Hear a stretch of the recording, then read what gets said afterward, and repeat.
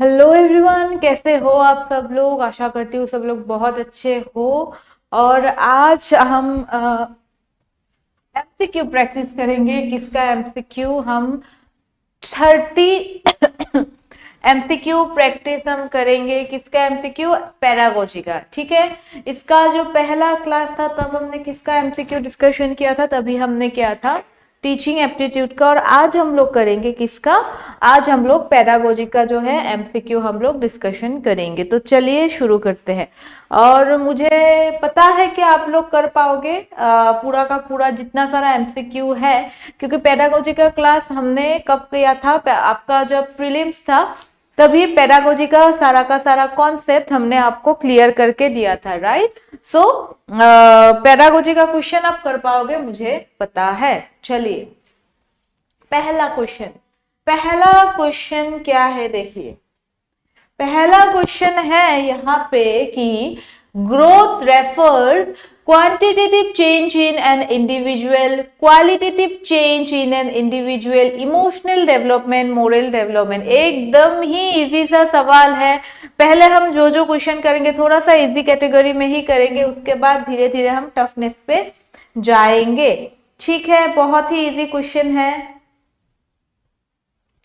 Growth refers to क्या?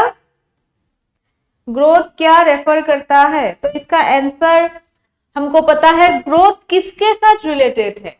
Growth mainly related है हमारे फिजिकल चेंजेस के साथ, राइट? हमारे फिजिकल किसके साथ? चेंजेस के साथ। जहां पे क्या क्या इंक्लूड होता है? जहां पे हमारा इंक्लूड होता है हाइट, है ना, weight, right, size, height, weight, size, ये सब कुछ हमारे यहाँ पे इंक्लूड होता है। तो ये सब कुछ हम क्या कर सकते हैं? ये सब कुछ हम कर सकते हैं मेजर। ठीक है, ग्रोथ क्या होता है? ग्रोथ होता है मेजरेबल। और ये सब कुछ हम क्या कर सकते हैं? हम मेजर कर सकते हैं। तो मेजर मतलब क्या है? क्वांटिटेटिव। ओके, ग्रोथ क्या है? एक क्वांटिटेटिव चेंजेस है इन किसके? In an individual, right? चलिए नेक्स्ट देखते हैं। नेक्स्ट है मैच्योरेशन से क्वेश्चन। क्या है क्वेश्चन? मैच्योरेशन। मैच्योरेशन क्या है कि learning through experience, physical growth only, natural unfolding of genetic potential, acquiring knowledge. Maturation क्या है? बोलिए, मैच्योरेशन क्या है? हमने क्या पढ़ा था मैच्योरेशन के बारे में? देखिए, मैच्योरेशन है एक इननेट और क्या? Innate and automatic. मैच्योरेशन क्या है? एक इननेट एंड ऑटोमेटिक प्रोसेस है। इननेट मतलब क्या?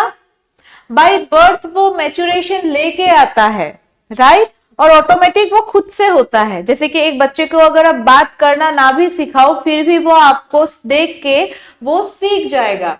सो इसका करेक्ट आंसर कौन सा होगा? इसका करेक्ट आंसर होगा ये option C, natural unfolding of क्या है? Genetic potential.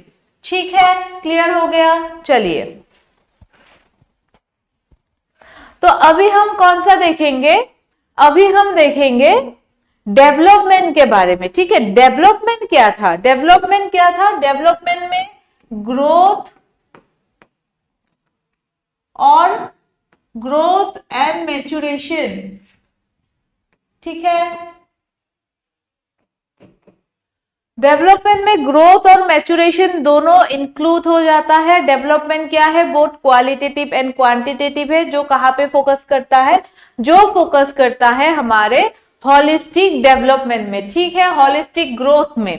सो क्या है? Development is quantitative change only, qualitative change only, both qualitative and quantitative change. तो सही आंसर कौन सा होगा? Option number C. ठीक है, क्लियर। चलिए अभी नेक्स्ट देखते हैं। नेक्स्ट क्या है? कॉग्निटिव डेवलपमेंट डील्स विद, ठीक है, क्या है यहाँ पे? Cognitive development deals with emotional maturity, ठीक है, thinking, reasoning and problem solving, physical strength, social adjustment, ठीक है। ये मुझे पता है आप लोगों को ये आप इजीली कर पाओगे। क्या है? Cognitive development deals with emotional maturity, thinking, reasoning and problem solving, problem solving, physical strength and social adjustment. इसका आंसर क्या होगा? इसका आंसर होगा thinking, reasoning and problem solving, क्योंकि कॉग्निटिव में ये सब कुछ आता है, ठीक है। Moral development mainly focus on, मैंने बोला था पहला जो पार्ट होगा वो बहुत ही इजी क्वेश्चन के साथ मैंने बनाया है, उसके बाद टफनेस लेवल थोड़ा बढ़ जाएगा। अभी क्या हो रहा है कि अभी मैं आपका थोड़ा प्रीवियस नॉलेज हमने पढ़ा था ना, हम आपको अभी क्या कर रहे हैं, रेडी करा रहे हैं इसके लिए, प्रीवियस नॉलेज को एनहेंस करा रहा है। क्या है? Moral development mainly focuses on language and speech, right and wrong behaviour, physical fitness और मेमोरी पावर। कौन सा होगा?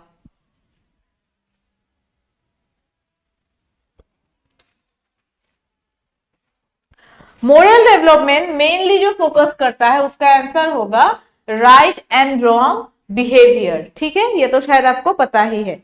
चलिए अभी नेक्स्ट देखते हैं। नेक्स्ट क्या है? Who propose the stages of cognitive development?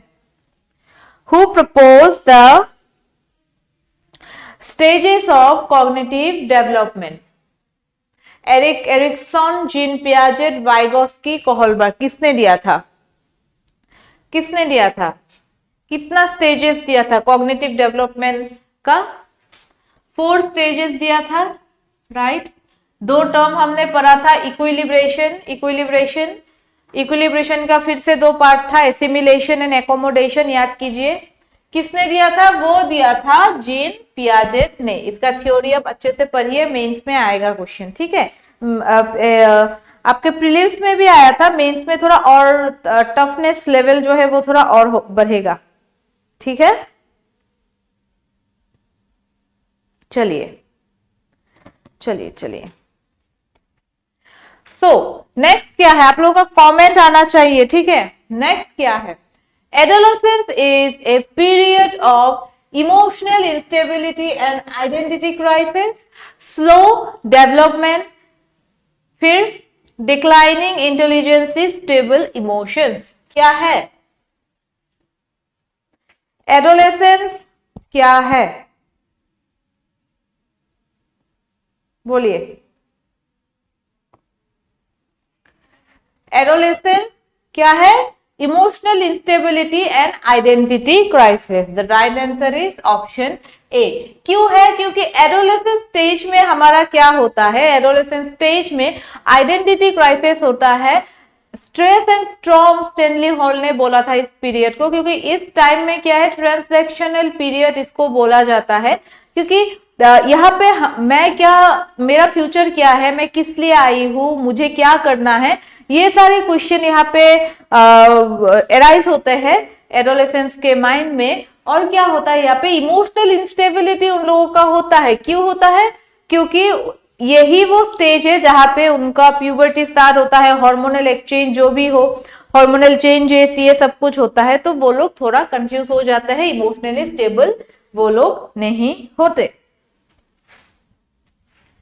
ठीक है। चलिए नेक्स्ट क्या है?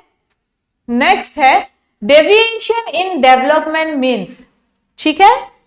Deviation in development means A children develop equally, ठीक है, differences due to heredity और environment, fixed pattern of growth, none of the above। कौन सा होगा इसका आंसर?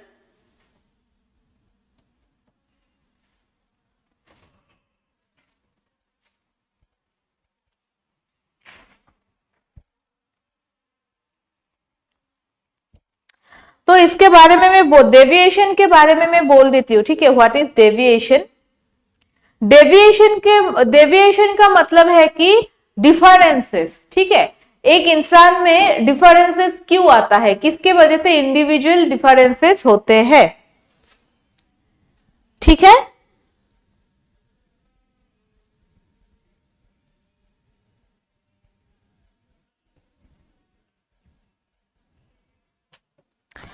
ओके, सो इसका आंसर होगा डिफरेंस ड्यू टू हेरिडिटी और एनवायरमेंट, क्योंकि हेरिडिटी और एनवायरमेंट एक ऐसा फैक्टर है जिसके वजह से हमारे अंदर इंडिविजुअल डिफरेंसेस देखा जाता है। ठीक है, आज मैं आपसे अलग हूं, क्यों? मेरा हाइट अलग है, मेरा वेट अलग है, क्यों अलग है? क्योंकि मेरा हेरिडिटी उस तरीके से है। ठीक है, मेरा एनवायरमेंट अलग तरीके का है, इसके वजह से आपको, आपके और मुझ में क्या है, एक माइंडसेट, एक थॉट प्रोसेस, उसमें भी चेंजेस देखने को आपको मिलेगा। ठीक है, क्लियर। नेक्स्ट क्या है? Understanding adolescence behaviour helps teachers to, understanding adolescent behaviour helps a teacher to, adolescence का जो बिहेवियर है वो अंडरस्टैंड करने से टीचर्स को किस तरीके से हेल्प होगा। ठीक है, क्या है? Control students strictly, understand needs and guide them positively, punish students effectively, ignore emotional issues। बोलिए, ये बहुत इजी है, ये भी आपको पता है, मुझे पता है ये चीज। तो इसका आंसर कौन सा होगा? इसका जो आंसर होगा वो होगा B, understanding needs and guide them positively. ठीक है, जब हम स्टूडेंट के नीड्स को समझ पाएंगे, उनको, उनके बारे में हम जान पाएंगे, तब हम उनको पॉजिटिवली गाइड भी कर पाएंगे। ठीक है, चलिए नेक्स्ट देखते हैं। नेक्स्ट क्या है? Principle of learning means, principle of learning means rigid rules of study, guiding concept that explain, ठीक है, guiding concept that explain how learning occurs, school rules, discipline, codes। Principle of learning, learning का principal क्या है? इसका जो answer होगा, इसका answer कौन सा होगा? Option B, guiding concept that explain how learning occurs. ठीक है, लर्निंग कैसे होता है वो गाइड करना। उसके बाद 11 नंबर क्या है? Behaviourism emphasise. ठीक है, internal thought process, observable behaviour and reinforcement, social interaction, constructing knowledge. इसका आंसर क्या होगा?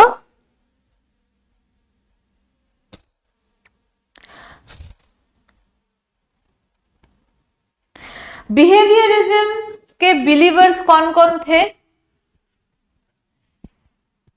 बिहेवियरिज्म के बिलीवर्स कौन कौन थे?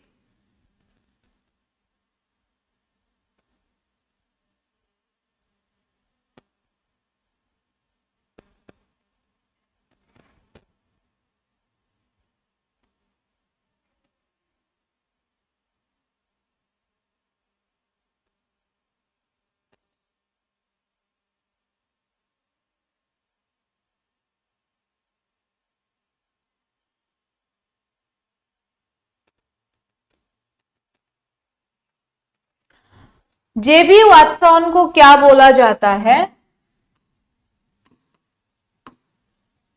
जेबी वाटसन को बोला जाता है फादर ऑफ बिहेवियरिज्म। ठीक है, जेबी वाटसन को क्या बोला जाता है? फादर ऑफ बिहेवियरिज्म बोला जाता है। और बिहेवियरिज्म में हमने कंस्ट्रक्टिव थ्योरी पढ़ा था, है ना, हमने बीएफ स्किनर को पढ़ा था। तो ये सारी चीजें जो हमने पढ़ा था, जहां पे हमने बीएफ स्किनर का ऑपरेंट कंडीशनिंग भी पढ़ा था, पनिशमेंट, रीइंफोर्समेंट, तो इसका आंसर कौन सा होगा? ये ऑब्जर्वेबल बिहेवियर एंड रीइंफोर्समेंट। हमने पनिशमेंट एंड रीइंफोर्समेंट पढ़ा था, right? Positive punishment, negative punishment, positive reinforcement, negative reinforcement. तो ये सारा का सारा चीजें हमने बीएफ स्किनर के ऑपरेंट कंडीशनिंग में पढ़ा था। ओके, पेवलोव हमने पढ़ा था, तो वो थ्योरी आप फिर से एक बार देख के जाइएगा, ठीक है। और ये याद रखिए, फादर ऑफ बिहेवियरिज्म कौन है? फादर ऑफ बिहेवियरिज्म है कौन? जेबी वाटसन, ठीक है, समझ में आ गया। चलिए नेक्स्ट देखते हैं कि according to cognitivism learning change in behaviour, information process and mental representation, trial and error. अच्छा, ट्रायल एंड एरर मेथड किसने दिया था? Passive reception. तो इसका आंसर कौन सा होगा? ट्रायल एंड एरर मेथड कौन किसने दिया था? ट्रायल एंड एरर मेथड दिया था थॉर्नडाइक ने। ये थ्योरी भी आप पढ़ के जाना, ठीक है। बीएड क्या है, डीएलएड क्या है, तो आपको ये पता होगा, ठीक है। थॉर्नडाइक ने क्या दिया था? ट्रायल एंड एरर मेथड दिया था। और इसका जो सही आंसर होगा ऑब्वियसली कॉग्निटिविज्म के साथ जुड़ा हुआ है, ठीक है, कॉग्निटिविज्म के साथ जुड़ा हुआ है। तो इसका सही आंसर कौन सा होगा? सही आंसर होगा information processing and mental representation, ठीक है, क्लियर। चलिए, कॉन्स्ट्रक्टिविज्म एम्फसाइज, ठीक है। What is कॉन्स्ट्रक्टिविज्म? कॉन्स्ट्रक्टिविज्म में हमने किसको पढ़ा था? लीव वाइगोस्की को पढ़ा था।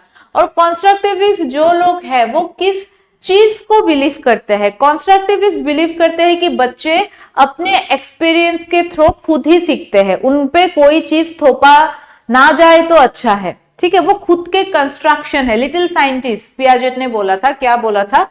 लिटिल साइंटिस्ट बोला था बच्चों को। ओके, चलिए अभी कॉन्स्ट्रक्टिविज्म क्या एम्फेसाइज करता है? देखिए, कॉन्स्ट्रक्टिविज्म में है कि memorising, teacher centric, learner actively construct knowledge, habit formation. Obviously memorising तो होगा नहीं, टीचर सेंट्रिक भी नहीं है, तो ये क्या होगा? Option C, learner actively construct knowledge, ठीक है। समझ में आ रहा है बात? नेक्स्ट क्या है? 14,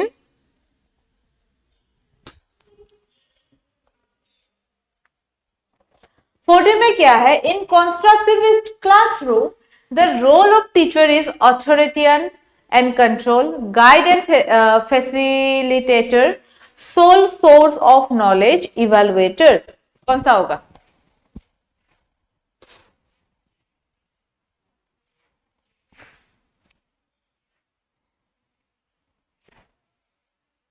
इसका जो आंसर होगा वो होगा गाइड एंड फैसिलिटेटर, ठीक है, क्योंकि कंस्ट्रक्टिविस्ट थ्योरी में जो मैंने पहले भी बोला कि यहाँ पे बिलीव किया जाता है कि बच्चे खुद से सीखते हैं, खुद के एक्सपीरियंस के थ्रू बच्चे सीखते हैं, ठीक है।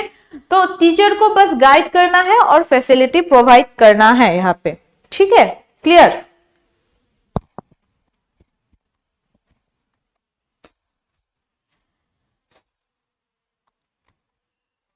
नेक्स्ट क्या है? फैक्टर अफेक्टिंग लर्निंग, ठीक है। लर्निंग में कौन कौन सा फैक्टर जो है वो अफेक्ट करता है?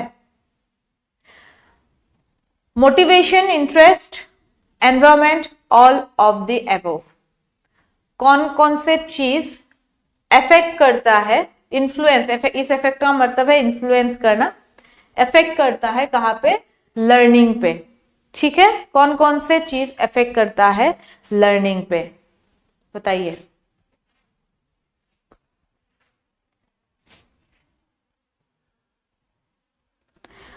इसका जो आंसर होगा ऑल ऑफ दी अबव, मतलब ऑब्वियसली मोटिवेशन इफेक्ट करेगा। अगर हम स्टूडेंट को अच्छे से मोटिवेट ना कर पाए, टीचर मोटिवेट ना रहे, स्टूडेंट मोटिवेट ना रहे, तो टीचिंग लर्निंग प्रोसेस जो है वो कभी पॉसिबल नहीं होगा, ठीक है। उसके बाद क्या है? जो इंटरेस्ट है, ठीक है, इंटरेस्ट अगर ना हो, स्टूडेंट्स अगर इंटरेस्टेड ना हो पढ़ाई के लिए, तब भी क्या होगा? तब भी टीचिंग लर्निंग प्रोसेस क्या होगा? पॉसिबल नहीं होगा, राइट।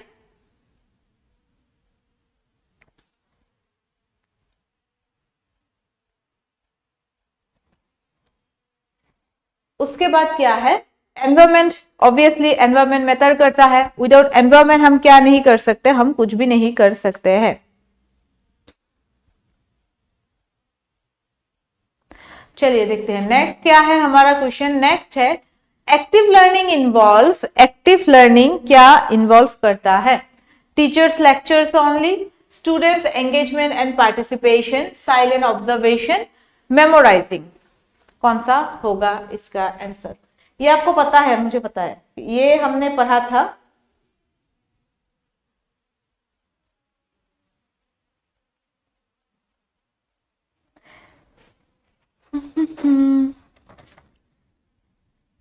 इसका आंसर होगा स्टूडेंट्स एंगेजमेंट एंड पार्टिसिपेशन, क्योंकि जिस क्लास में स्टूडेंट इन्वॉल्व ना हो, स्टूडेंट वहां पे पैसिव हो, वो क्लास कभी एक्टिव नहीं हो सकता। ठीक है, सो जिस क्लास में स्टूडेंट्स एक्टिव हो, ठीक है, स्टूडेंट अच्छे से पढ़ाई कर रहे हो, तो वो क्या है? वही है हमारा active learning involves. Example of active learning involve drill work. ठीक है, ड्रिल वर्क का मतलब क्या है? मैंने बताया था लास्ट टीचिंग एप्टीट्यूड के क्लास में। ड्रिल वर्क का मतलब है एक ही चीज को जब हम क्या करें, एक ही चीज को बार बार कर करके उस चीज को मेमोराइज कर दे। जैसे कि टेबल हो गया, है ना, 2 का टेबल, 3 का टेबल, बार बार रिपीट करके उसको ड्रिल मेथड बोला जाता है। ग्रुप डिस्कशन हो गया, कॉपिंग नोट्स हो गया, listening only. Okay, so active learning strategy कौन सा है? ग्रुप डिस्कशन, जहां पे क्या कर सकते हैं बोथ सारे के सारे स्टूडेंट अपने जो थॉट है वो क्या कर सकते हैं, वो शेयर कर सकते हैं। ओके,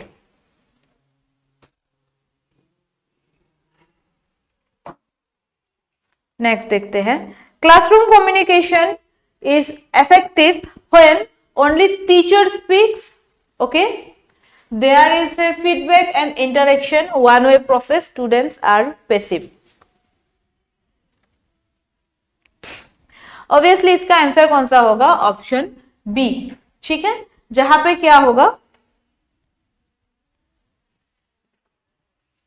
एक सेकेंड, ओके, ऑप्शन बी, जहां पे क्या होगा? फीडबैक होगा, फीडबैक लिया जाएगा स्टूडेंट से कि उनको क्लास कैसा लगा, और इंटरेक्शन भी होगा। 19 नंबर में क्या है? Components of teaching skill include, components of teaching skill include questioning, हाँ, explaining, reinforcement, all of the above. Teaching skill का कंपोनेंट कौन सा है? रीइंफोर्समेंट आपको पता है, प्रेज करना, प्राइज देना। ठीक है, सो इसका आंसर कौन सा होगा? इसका आंसर होगा reinforcement. Okay, sorry, all of the above. इसका आंसर होगा ऑल ऑफ द अबव। एक सेकंड में ये पूछ देती हूँ।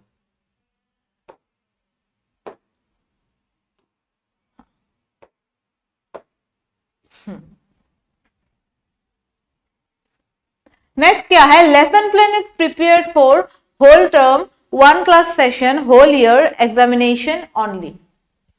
इसका आंसर कौन सा होगा? बोलिए, लेसन प्लान क्यों प्रिपेयर किया जाता है?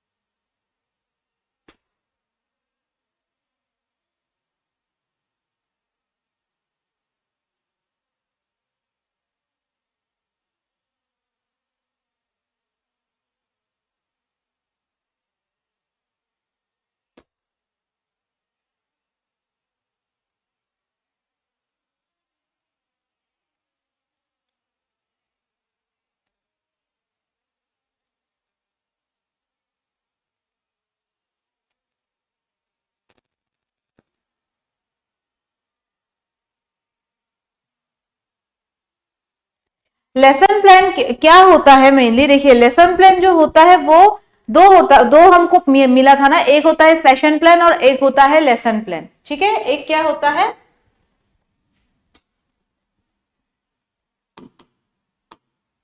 एक हो गया सेशन प्लान और एक हो गया क्या? Lesson plan. सेशन प्लान क्या? किसी भी एक वर्कशॉप के लिए हो गया, किसी भी एक चीज के लिए हो गया, वो क्या हो जाता है?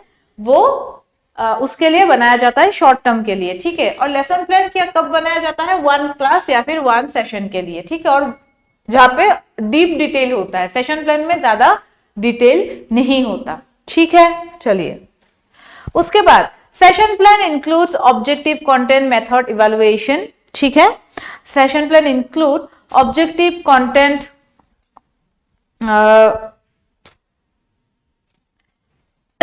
इससे मैं पानी पी लेती हूँ थोड़ी।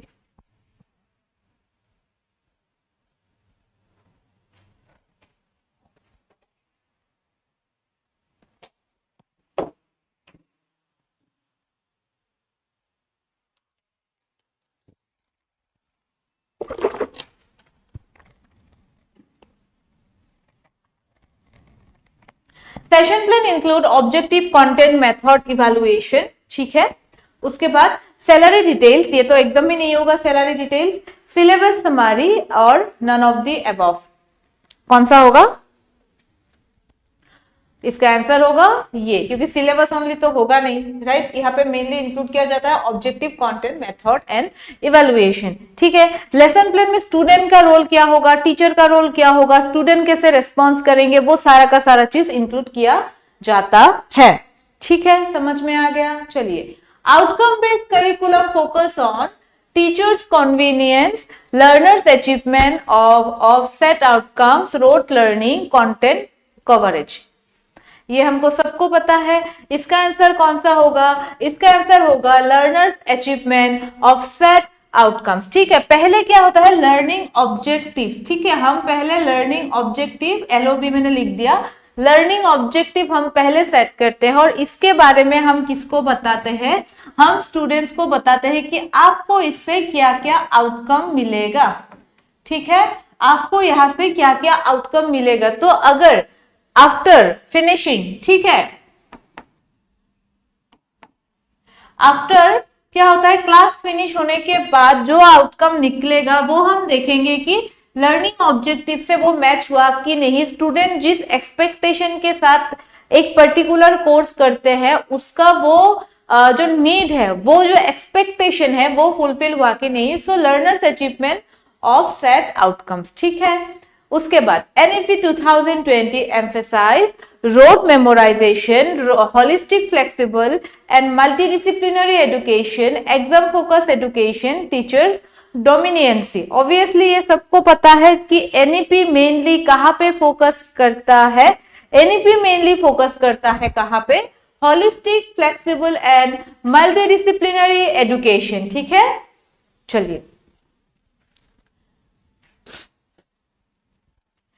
according to NEP 2020, school structure will be 10 plus 2, 5 plus 3 plus 3 plus 4, 4 plus 4 plus 4, 6 plus 4 plus 2। कौन सा होगा इसका आंसर?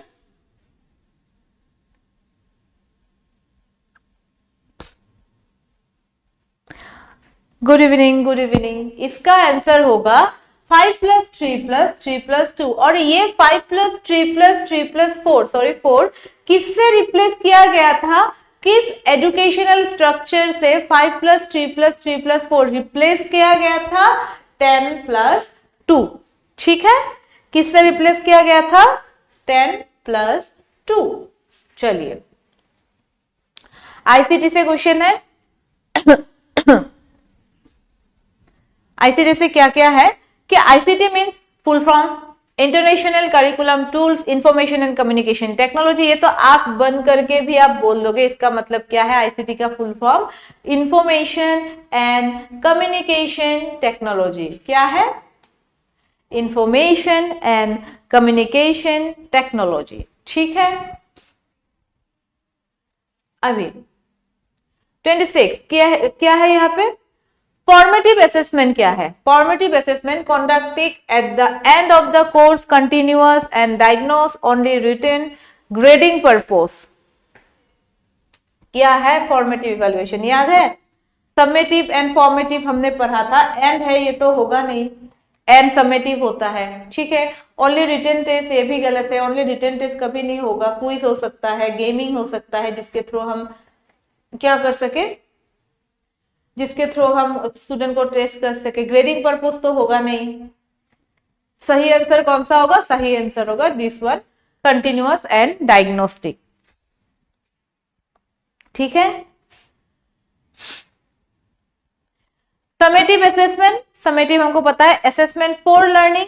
हाँ, ये एक चीज आपको देखना होगा, ठीक है, कि असेसमेंट फॉर लर्निंग होगा या असेसमेंट ऑफ लर्निंग होगा, ठीक है, ये चीज आपको देखना होगा।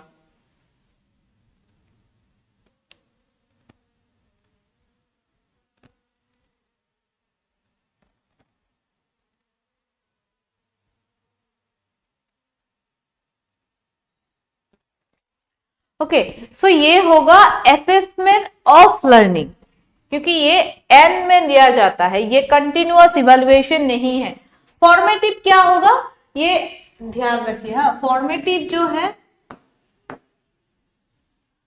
फॉर्मेटिव क्या होता है, असेसमेंट,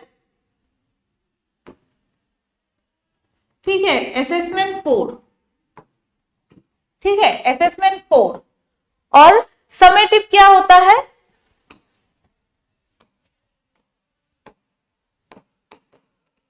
समेटिव होता है असेसमेंट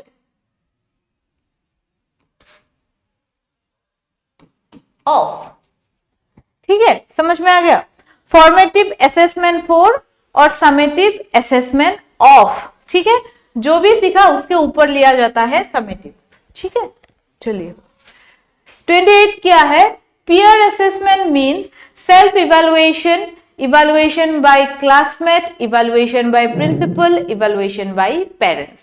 सो पीयर असेसमेंट क्या है, इवैल्यूएशन बाय क्लासमेट, कि आप लोगों ने एक टेस्ट लिया और क्या क्या क्लासमेट के बीच ही आप लोगों ने क्या क्या कॉपी चेक करने के लिए उन लोगों को दे के रखा, ठीक है। सो वो लोग क्या करेंगे, एक दूसरे का कॉपी चेक करेंगे और उसको क्या करेंगे, उसको इवैल्यूएट करेंगे। ओके, चलिए 29 एनआरटी एंड सीआरटी, ठीक है, ये तो शायद आपको पता ही है। NRT norm reference test and criterion reference test, norm reference test and criterion reference test.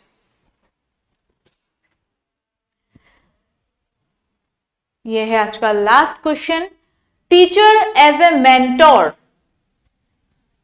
ठीक है, क्या है, teacher as a mentor providing notes only, guiding, ये भी आपको पता है इसका आंसर कौन सा होगा, ये guiding, motivating, supporting holistic growth, ठीक है।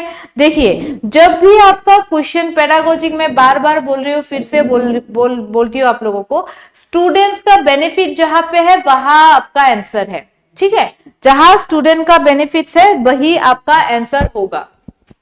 कुछ चीजें जैसे कि मैंने जैसे बोला आपको, memorisation is a negative word, but कुछ कुछ चीजों में ड्रिल लर्निंग इज इंपॉर्टेंट, कुछ कुछ चीजों में मेमोराइजिंग इज इंपॉर्टेंट। हर चीज आप प्रैक्टिकली नहीं समझा सकते, हर चीज आप समझ के नहीं याद रख सकते, ठीक है। कुछ चीज ऐसे भी होते हैं कि एग्जाम पॉइंट ऑफ व्यू से ही हमको पढ़ना पड़ता है, तो थोड़ा सा क्रिटिकल आ भी सकता है, मेंस है आप लोगों का, ठीक है। सो अच्छे से आप लोग पढ़िएगा, जितना सारा क्लास है पेडागोजी का फिर से रिवीजन कीजिएगा। कल फिर से हम मिलेंगे, कल टीचिंग एप्टीट्यूड का भी क्लास होगा 3 बजे, सॉरी 4 to 5। आज थोड़ा मैथ्स का क्लास आप लोगों का हो रहा था, तो टीचिंग एप्टीट्यूड का जो लास्ट मैंने PYQ किया था वो आप देखिए, टीचिंग एप्टीट्यूड का क्लास अच्छे से देखिए, ठीक है। मैम मैं हूं ना वाला फील हो रहा, ओ बाप रे बाप, आई एम ब्लशिंग। ओके, तो टीचिंग एप्टीट्यूड का जितना सारा होगा वो कल का क्लास जो है वो आप देख लीजिएगा, ठीक है, कल का क्लास आप देख लीजिएगा। और आज पेडागोजी का हो गया, कल ट्राई करूंगी 2 क्लास ही करने का, ठीक है। अगर आपका मैथ्स का क्लास जैसे कि आज बहुत खींचा तो एक क्लास मिस हो गया, तो डोंट वरी, हम कवर अप कर लेंगे, ठीक है, और अच्छे से पढ़िएगा। Thank you.